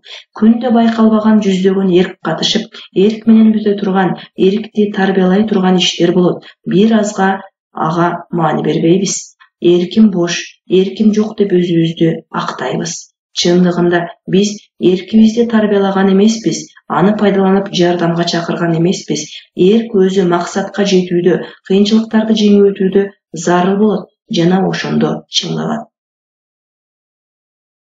Жашоодо ийгиликке жеткен бардык адамдардын бир сыры өзүн убакытты башкара билсе, экинчи бир сыры эркин пайдалана билгендиги. Биз жашоодо максатыбызга жетүүбүз үчүн өзүбүздү, убактыбызды, ишмердүүлүгүбүздү, эркибизди башкара билүүгө тарбиялануубуз кажет. Адам жашоодо абийирине кул, эркине бий болуш керек деген сөз бар. Демек, биз өзүбүздү тарбиялап, башкарып максатка жетүүдө эркибизди пайдаланууга үйрөнүүбүз керек. Уят, намыс, парыз, милдет, жоопкерчилик түшүнүктөрүн пайдаланып, өзүн өзү тарбиялоо. Өзүн өзү тарбиялоонун ички кыймылдаткыч, түрткү берүүчү күчтөрү болуусу зарыл. Эгер алар болбосо, жөн эле кыял сөз бойдон кала берет. Ал күчтөр кайсылар? Аларды кайдан алып пайдалануу мүмкүн? Биз ар дайым угуп жүргөн, бирок терең маани берип көңүл бурбаган же үстүртөн эле түшүнгөн уят, намыс, парыз, милдет, жоопкерчилик түшүндүрүү адамдын аң сезими жан дүйнөсүндө бар болуп, ойгонсо, ошо адамды өзгөртүүчү чоң күч, түрткү боло алат. Кептин баары биз өзүбүздө ал бар экендигине ишенип, ойготуп, өсүү, өзгөрүү максатыбызга пайдаланууда. Уят, намыс, парыз сыяктуу сөздөрдү укканда биз элдин көз карашы, айып кылышы мүмкүн болгон өтө копол, туура эмес иштерди түшүнөбүз. Ал эми терең ойлосок, уят ишти кылып коюп эле эмес, бул дүйнөгө адам болуп жаралып, адамча жашай албаганыбыз өзүнчө уят. Кээ бирөөлөр менин мүнөзүм, пейилим болгону ушундай жана башка ушул сыяктуу сөздөрдү айтып, актанып кутулуп кетет. Ошол болгонум ушул дегендин өзү уят. Эгер окуучу болсо, башка класстагыларга салыштырып, ошолордой жок дегенде орточо окуй албаганы уят. Мугалим, дарыгер, инженер болсо да башка кесиптегилердегидей сапаттуу иштей албаганы уят. Жөн адам катары алсак, башкалар менен тил табышып, ошолор бүтүргөн иштерди жасай албаганы, элге кызмат кыла албаганы уят. Эгер аял болсо, башка кыз-келиндер жасаган ишти, жигиттер болсо, башкалар жасаган, аткарган иштерди аткара албаганы өзү уят. Келин же күйөө болуп кайын журтун бирин-бири ыраазы кыла албаса уят. Балдарын жакшы тарбиялай албаса уят. Уул кыз ата-энесин ыраазы кыла албаса уят. Жетекчи өзү башкарган элди, жамаатты ийгилик өнүгүүгө алып келе албаса уят. Албетте, буларды уят деп ачык айтып эч ким чыкпайт. Парз, жоопкерчиликти сезген адам жогорудагыларды жасай албагандыгы үчүн Кудайдан, элден, өзүнөн өзү уялат. Ал эми буларды сезбей жашап жүргөндөрчү? Алар деле жүрө берет, бирок Кудайдын ыраазылыгына жетип, элдин алдындагы адамдардын сүймөнчүлүгүнө ээ боло албайт. Сыртында жакшы бактылуу болуп көрүнсө да, терең жан дүйнөсүндө өз абийири алдында өзүн кемтик сезет. Толук бактылуулукту сезе албайт. Кээде ошол сыяктуу адамдар кийим-кече, шаан-шөкөт, отуруштар менен өзүн өзү алагды кылып, элге ийгиликтүү адам болуп көрүнгүсү келет. Чындыгында бул жакшы адам болуп жашай албагандыктын, башкаларды ыраазы кылып, жакшы ишти бүтүрө албагандыгынын жасалмалуулугу, көз боймоочулук, жасалмалуулук. Ал эми чыныгы адамдык сапаты бар инсандар жогоруда биз айткан өзү сыяктуу адамдар бүтүрүп жаткан жакшы иштерди, улуу иштерди, соопчулукту жасай албагандыгы үчүн уялып, намыстана баштагандыгы, бул өзү жакшылыктын, кыймылга келүүнүн жана өзүн өзү тарбиялоого ички түрткүнүн, мотивдин башталышы. Адам өсүп өзгөрүү үчүн дал мына ушул уялуу, намыстануу, жоопкерчилик сезимин билип, алар аркылуу өзүн кыймылга келтирүүсү зарыл. Бул багытта парз, милдетти түшүнүү чоң жардам берет. Ар бир адамдын, Кудайдын, ата-эненин, элдин, жакын адамдардын алдында өзү билип, ыктыяры менен жасашы керек болгон милдеттери болот. Мисалы, Кудай алдындагы ыймандуулук, элдин, ата-эненин алдында ыраазы кылуу, балдар ата-энени ыраазы кылуу, мугалим окуучуларын жакшы сабак менен ыраазы кылуу, окуучулар мугалимдерин үй тапшырма аткарып ыраазы кылуу.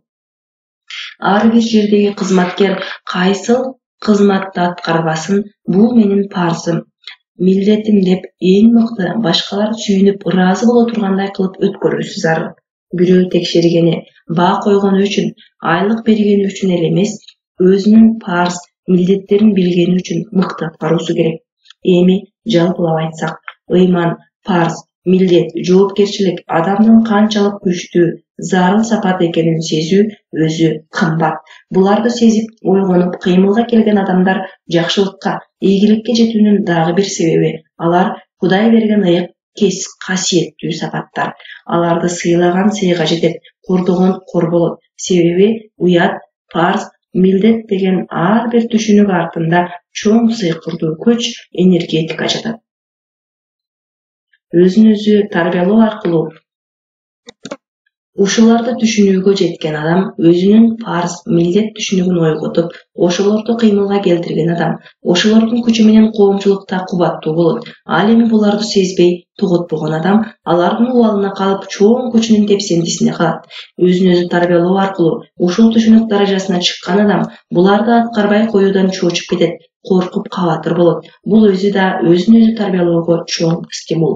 Биз өзүбүздү өзүбүз уят, парз, жоопкерчилик түшүнүктөрү менен, ошолор аркылуу ишенич менен тарбияласак, Кудай өзү жакшылык, ийгилик да берет.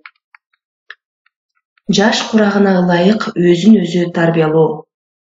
Өзүн өзү тарбиялоодо тарбиялануучу өзүнүн жаш курагын эске алып, ошого ылайык метод, жолдор менен тарбиялоо туура болот. Себеби ар бир жаштын өзүнүн физикалык, психологиялык жана башка өзгөчөлүктөрү болот. Ошондой эле ар бир жаштын кызыгуусу, мотив, ишмердүүлүгү да ар башка болот. Өзүн өзү тарбиялоодо мына ушу жогорудагы өзгөчөлүктөрдү үйрөнүп, эске алып иштөө зарыл. Антпесе натыйжа болушу кыйын, чоң ката кылуу мүмкүн. Педагогикалык жана психологиялык байкоолор төмөндөгү жаштык этаптарды сунуштайт. Жаңы төрөлгөн жана эмчек курагы 1 жашка чейин. Эрте, алгачкы балалык 1-3 жаш. Балалык мезгил мектепке чейинки курактагы деп да айтылат. 3-7 жаш аралыгы. Кенже мектеп жаш курагы бул мезгил 2. Балалык деп да аталат. 8-12 жаш. Өспүрүм курагы 12-16 жаш. Жигиттик курак 16-21 жаш. Биринчи толуу мезгили 21-35 жаш. Экинчи толуу мезгили 36-60 жаш. Улгаюу курагы 56-74 жаш. Аксакалдык 75-90 жаш. Узак жашоочулар 90дон өйдө жаштагылар. Миңбаевдин Курак жана педагогикалык психология китебинин Ош 1995-33-34 беттер. Адамдардын жаш курагын мындай бөлүштүрүү дүйнөлүк физиолог, психолог, педагог, гигиенисттердин илимий конференциясында кааланган. Биз илимпоздордун ушул маалыматына таянып, педагогикалык ишибизди алып барсак, жемиши жакшы болот. Жаш курагынын мындай бөлүштүрүлүшүн педагогдор, ата-энелер, жалпы эле ар бир адам билсе туура болот. Өзүн өзү тарбиялоо, балдардын өзүн өзү тарбиялоосунун элементтери балдардын мектепке чейинки курагында деле бир аз байкалат. Алар түрдүү оюнчуктар менен ойноп, оюн процессинде ролдорду аткарып, айдоочу, учкуч, жомокто окуп көргөн жакшы, күчтүү каармандай болгусу келип, ошолорду туурайт, алсыздары аяп, аларга жардам бергиси келет. Жаныбарларга мамилеси да ошондой. Булар баары жакшы башталыш болот. Аны колдоо зарыл. Бирок азыркы интернеттеги катаал видео оюндар, фильмдер терс таасирин тийгизет. Аяусуз мушташуу, зортук жана башка. Мүмкүн болсо, булардан алып сактоо керек. Себеби мындай фильм, оюндар ташпоорлукту, мыкаачылыкты калыптандыруусу мүмкүн. Кенже мектеп жаш курагы 8-12 жаш. Бул мезгилде балдардын негизги ишмердүүлүгү окуу, оюн болгондуктан алар мугалимдин айтканын так аткарып, жакшы окуп, тырышчаак болуп, мугалим ата-энесине жагууну каалашат. Оюнда жеңүүчү мыкты болууга тырышат. Адептүү, тартиптүү, боорукер болууга багыт алышат. Бирок булардын баары ата-эне, мугалимдин тарбиялык таасири, жетекчилигинде болуп турат. Ошол үчүн бул мезгилде толук өзүн өзү тарбиялоонун башталуусу боло албайт. Өзүн өзү тарбиялоого эң жөнөкөй элементардык умтулуулар болот. Өспүрүм курагы 12-16 жаш. Бул курагында балдарда өздөрүнүн кимдигин, физикалык, психикалык өзгөчөлүктөрүн үйрөнүүгө кызыгуу байкалат. Ошону менен бирге алар өзүнүн окуусуна, башкалар менен мамилесине жардам берүүчү жөнүндө касиеттерди өздөштүрүүгө, өзүнүн жетишпеген жактарын билип оңдоого, айлана чөйрөгө ылайыкташууга умтула баштайт. Бул өзүн өзү тарбиялоонун алгачкы аң сезимдүү башталышы болот. Бирок көбүнчө өзүн тарбиялоонун маанисин, жолун ыгын билбегендиктен көп көйгөйлөргө туш болушат, кыйналышат. Чоң кишилерге ыкшоо, аларды туурап өзүн чоң кишидей сезүүсү да байкалат. Мына ушул 12-16 жашында өзүн өзү тарбиялоого алгачкы багыт берүү, анын жол ыкмаларын үйрөтө баштоо эң туура болот. Себеби алар ошого муктаж. Бирок ошону өздөрү сезбейт жана чоңдор да буга маани бербейт. Жигиттик курагы 16-21 жаш. Жигит жашында балдардын денеси, психологиялык өнүгүшү чоң кишилердикине жакындайт. Өспүрүмдөрдүн жүрөгүнүн көлөмүнүн өнүгүүсү менен кан ташуучу тамырлардын диаметрлеринин ортосундагы дал келбестик жоюлуп, кандын басымы, кагуу ритми жигиттерде ыргактуу болуп калат. Жыныстык жактан өнүгүү жогорулап, жигит кыздардын бири-бирине кызыгуусу, жагууга умтулуусу пайда болот. Ошол үчүн адептүү, күчтүү, сулуу, жакшы болууга умтулуу, жакшы окуу мотивациясы пайда болот. Өзүнүн физикалык өнүгүүсүнө, жөндөмдөрүнө сын көз менен кароо, өзүндөгү бардык кемчиликтерди түзөтүүгө умтулуу байкалат. Идеалдарды тандашат. Эгер өспүрүмдөр окуу материалын эске сактоо үчүн көп кайталап окуса, жигиттер көп сүйлөө, негизин бөлүү, негизги ойду табуу, план, тезис түзүү менен материалдарды эске сактоого умтулушат. Башкача айтканда, түшүнүү жөндөмү жогорулайт. Алар бардык маалыматты анализдөөгө, далил талап кылууга кызыгат. Өздөрүн айланадагы тең туштары менен салыштырып, ийгилик, артыкчылык үчүн сыймыктангысы келет. Кемчилик, каталары үчүн катуу аракеттенишет. Адилеттүүлүк түшүнүгүнө көп маани беришет. Ошол үчүн ата-эне, мугалимин да сындашат. Кызыгуулары коомдук багыт алат. Кесип тандоого көңүл буруп, келечегине план түзө баштайт. Жигиттердин мына ушул өзгөчөлүктөрү өзүн өзү таанып кызыгуусу, алардын өзүн өзү тарбиялоосуна эң жакшы өбөлгү болот. Ошол үчүн чыныгы өзүн өзү тарбиялоо ушул мезгилден башталат. Алардын өзүн тарбиялоосу мазмундуу, багыттуу, аң сезимдүү болот. Алар эркти пайдаланып, өздөрүндөгү жетишпеген терс сапаттарды түзөтүүгө, өздөрүн өзгөртүүгө мүмкүн экенин билишет жана ошого кызыгышат. Бирок, эгер ошол мезгил туура багытталып, өзүн өзү тарбиялоону туура уюштурбаса, жигиттер көбүнчө өзүнө артыкча ишенип, чоңдор менен кеңешпей иш кылгандыгы үчүн өзүн өзү тарбиялоонун жолун, ыгын, маанисин билбегендиги үчүн адашып, туура эмес жолго, багытка түшүп калуусу мүмкүн. Дагы бир маселе, алар анатомия, биология, генетика, тукум куучулук жөнүндөгү окуусуна катуу ишенип, өзүн өзү тарбиялоо аркылуу өзгөрүү, өсүүгө ишенбей калуусу мүмкүн. Мына ушул себептен жигит курагындагы уул кыздарга деле өзүн өзү тарбиялоого багыт берип, туура түшүндүрүп шыктандыруу чоңдордун жардамы зарыл. Биринчи толуу мезгили 21-36 жаш. Биз китептин башында кылым жашасаң, кылым окуйсуң дегендей, кылым жашасаң, кылым өзүңдү өзүң тарбияла деп айттык эле. Чындыгында тарбия, өзүн өзү тарбиялоо бул жаш балдарга эле тиешелүү эмес, өмүр бою улана турган зарыл процесс экендигин турмуш көрсөтүүдө. Анын дагы бир себеби, балдар тарбиялуу болуусу үчүн алар чоңдордон үлгү алуусу керек. Ошол үчүн дагы адам өзүн өзү өмүр бою тарбиялап баруусу кажет. Мында ар бир адам өзүнүн жаш курагына ылайык үй бүлөлүк, коомдук, турмуштун талаптарына, өзүнүн статусуна ылайык, ошолорго татыктуу болуу үчүн өзүн тарбиялоосу кажет. Биз жогоруда илимдин, укмуштуулардын пикирине таянып, 100 жашка чейинки адамдардын жаш курагына бөлүнүүсүн жаздык эле. Ошонун ичинен биринчи өнүгүү мезгили 21-36 жаш. Бул мезгил студенттикти бүтүрүп, аскер кызматын өтөп келип, же мектептен кийинки алгачкы эмгек жыйынынын башталышы. Мында жаш адис жамааттын жаңы мүчөсү, турмушта эмгекти, өз жолун курап баштаган адам болот. Кээ бирөөлөр Орусияга барып, иштеп, каражат таап келет. Үй бүлө багытында татыктуу өмүр жолдош издеп, той кылып, келин күйөө алгачкы ата-эне болуп, өз парзын аткарууну башташат. Ошол эле учурда өз алдынча үй куруп, сатып алып, бутка турууга кызыгат. Бир эле учурда өздөрү уул кыз болуп, бактылуу ата-эне да болушат. Булардын программасы, окуу китеби, мугалими да жок. Ошол үчүн тажрыйбалуу башкалардан сурап, окуп, бул милдеттерге өзүн өзү тарбиялоосу керек. Айрыкча үй бүлөлүк турмушка, жаш ата-эне болууга, бала тарбиясына өзүн даярдап тарбиялоо биз маани бербегенибиз менен өтө олуттуу жана келечекте өздөрүнүн да, балдарынын да турмушу, бакыты ошол мезгилдеги 21-36 жаштагы өзүн өзү тарбиялоосунан көз каранды. Мына ушул жаш адистик, жаш ата-эне болуу, келин күйөө, өз алдынча үй бүлө, коомдун мүчөсү болуу милдеттери парзынын баары өзүнчө даярдыкты окуп сурап, өзүн өзү тарбиялоону талап кылат. Окуучу студенттик мезгилдерде мугалимдер тарбиялап турса, бул мезгилде аларга аткара турган парз, милдеттердин бардыгына эми өзүн өзү тарбиялоосу керек болот. Бул курагында адамдардын көңүлү, ишмердиги төмөнкүлөргө бурулат. Коомдук эмгек чөйрөсүндө кесипкөй адис катары такшалып, эмгек, өндүрүш, иш берүүлүгүндө көп жакшылыктарды, ийгиликти жаратуучу мезгил. Эмгеги менен элге жагып, чарчап чалууну билбеген, өмүрдөгү эң иштирмандык, элге да, өзүнө да көп пайда алып келе турган мезгил.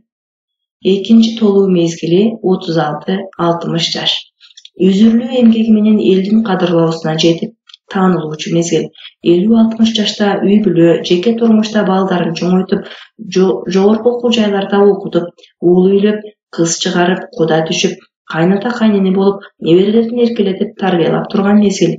Туугандар, дос аяштар менен жакшы мамиледе болуп, ынтымак, достук, туугандыктын даамын сезип, барып келип, байланыш жашай турган жылдар. Уул кыздарынын үй бүлөсүн бутуна тургузуп, элдин катарына кошушат. Бул жаш курагында жогоруда айтылган жооптуу, сыймыктуу милдет парыздарын аткаруу үчүн да өзүн өзү тарбиялап, башкарып өстүрүүсү зарыл. Мисалы, мыкты кесипкөй, ишкер, коомдук ишмер болуу үчүн, жакшы кайната, кайнене болуу үчүн, кудалар, туугандар, коло коңшу, эл менен жакшы мамиледе болуу үчүн, неберелерин жакшы тарбиялоо үчүн да ойлонуп, тажрыйба үйрөнүп, акылдуу китептерди окуп, өзүн өзү тарбиялоосу кажет. Бул мезгилде бирөөлөр сөз айтып тарбиялоосу дээрлик болбойт. Өзгөчө 50-60 жашка жакындап барганда ойлонуп, жакшылардын тажрыйбасын үйрөнүп, өзүн өзү тарбиялап, татыктуу инсан болуп, сыйлуу чоң ата, чоң эне болууга, пенсионер болууга, кең пейил, токтоо болууга өзүн өзү тарбиялоо зарыл. Кудай жеткирсе, бул чоң бакыт, жоопкерчилик, өзүнүн идея, план проекттерин ишке ашырып, ийгиликтүү иштеп, эмгегинен баар таап, рахатын сезе турган мезгил. Бизнес, ишкерликте, өндүрүштө, чарбада, маданият, илим-билим, саясат чөйрөсүндө көп жаңылыктарды ишке киргизип, өндүрүмдүү иштей турган кез. Бул багытта дүйнөлүк, кыргызстандык тажрыйбаны үйрөнүп, башкаларга үйрөтө турган 100 миңдеген адамдар менен байланышып, ымала түзүп, ийгилик жаратуу доору. Үзгүлтүксүз окуп, тажрыйба үйрөнүп, башкаларга үйрөтүүчү жылдар. Элдик жыйындарда жамааттын, элдин көйгөйлүү маселелерин айтып турушат. Намаз окуп, мечитке каттап, аксакалдар жамааты менен элдин той тамашаларына катышып жүрөт. Үй бүлө турмушунда чоң ата, чоң эне болуп, эми балдарын тарбиялап, акыл айтып, анча-мынча тиричилик иштерине да катышат. Улгаюу курагы 56-74 жаш. Бул мезгилдеги адамдардын негизги иштери пенсия жашына жетип, эс алууга чыгып, кээ бирөөлөр 65-70 жашына чейин иштесе, башкалары бактылуу карылыктын доорун сүрө башташат. Пенсияга чыгып иштегендер көбүнчө насаатчылык, устатчылык, кеңешчилик милдеттерин аткарат. Шакирттерин тарбиялап, жамааттын, коомчулуктун урматына болушат. Бирок жаш курагы, ден соолугуна байланыштуу ишмердүүлүгү, активдүүлүгү чамалуу, чектелүү болуп калат. Көбүнчө Орусияга иштегени кеткен балдарынын балдарына камкорчулук, тарбиячылык милдетин аткарып калышат. Ачыга, зыяратка барат, элге туугандарга маслихатчы болот. Атаң карыса кул алба, энең карыса чор алба дегендей, үй тиричилик, башкаруу иштеринде да катышат. Эл ичинде 70 жаштык карыячылыктын жигити деп аташат. Туугандарга, коло коңшу, айыл жамаатына жакындан аралашып, күбөлүү, күчтүү болушат. Тез-тезден соолугун чыңдап, санаторий, курортторго барып турушат. Улгайган курагындагы жогоруда айтылган парыз милдеттери, эмгектенүүчү пенсионер, устат насаатчылык, үй бүлө, чоң ата, чоң энелик, неберелерине акыл насаат айтып, тарбиячылык жана башка ушул сыяктуу татыктуу аткаруу үчүн өзүн өзү тарбиялап, башкарып, өстүрүү зарыл. Алардын сүйлөгөнү, көз карашы, иши бардыгы жамаатына, үй бүлө мүчөлөрүнө, айылдаштарына үлгү, сабак болуусун эске алсак, бул милдеттерди аткаруу үчүн да бир топ ойлонуп, изденип, өзүн өзү тарбиялоосу зарылдыгы түшүнүктүү болот. Аксакалдык 75-90-100 жаш. Кудай бул жашка эсен аман жеткиргени өзү чоң бакыт. Аксакалдык жаш курагы 75-90 жаштан 100 жашка чейин жашагандар болуп эсептелет. Бул мезгилде коомдук эмгектин бардык түрүнө эс алууга чыгып, балпайган абышка, байбиче болуп, уул кыз келиндеринин, неберелеринин төрүндө урмат сыйга бөлөнүп жүрүшөт. Эми неберелеринин үйлөнүү, турмушка чыгаруу тойлоруна катышып, айыл, жамаат, коомдук жыйындарга ардактуу аксакал катары чакырылып, каалоо, насаат сөздөрүн айтып, тилек айтып, дуа берип жүрүшөт. Жаш курагына ылайык ден соолугуна өтө аяр мамиле кылууну талап кылгандыктан кыймылы, баскан турганы акырындап, этияттыкты талап кылат. Өздөрүн жетик сезгендери мечиттен, үйдөн намаз окуп, дуа тилек кылышат. Баса өткөн өмүрү, турмуш тажрыйбасы жөнүндө балдары, небере-чеберлерине, кол коңшу, туугандарга кызыктуу баяндарды, тарбиялык мааниси чоң окуяларды, өткөн турмушту баяндап берет. Мына ушул жогоруда айтылгандарды салабаттуулук менен аткарып, Кудай берген өмүрдү жашап, аксакалдык, байбичелик парзына өтүп жашоосу үчүн да өзүн өзү башкаруу, тарбиялоосу зарыл. Мында алгач ден соолугун, дене боюн тарбиялап, сактоосу, тамакты ылгап, чени менен жеп, өзүн сактоосу, сүйлөгөн сөзү, жоруктарын жөнгө салып тарбиялоосу, эң башкысы алжыган, айныган, пейили тар шал кемпир дедиртпей, пейилин, мамилесин тарбиялап, төп мазмундуу сүйлөөгө, балдарга, неберелерге, чөбөрөлөргө акылмандык, ток бейлик, салабаттуулук, шүгүр кылып, дуа кылып, ыйман келтирип, жашоонун үлгүсүн көрсөтүү үчүн өзүн өзү тарбиялоосу зарыл. Жакшы караган деген сөзгө татыктуу болуу, карынын сөзүн капка сал дегендей, ар бир ою, сөзү жаштарга тарбия берип, багып, жол көрсөткүч болуусу жөнүндө ойлоо, үй бүлө, балдарына малал келтирбестик жөнүндө ойлоп, чеги менен тамактанып, өз үйүн, отурган жерин, кийимдерин таза сактоо жөнүндө кам көрүү, балдарга, неберелерге кам көрүп, бата берип жашап өтүүгө тарбиялоо.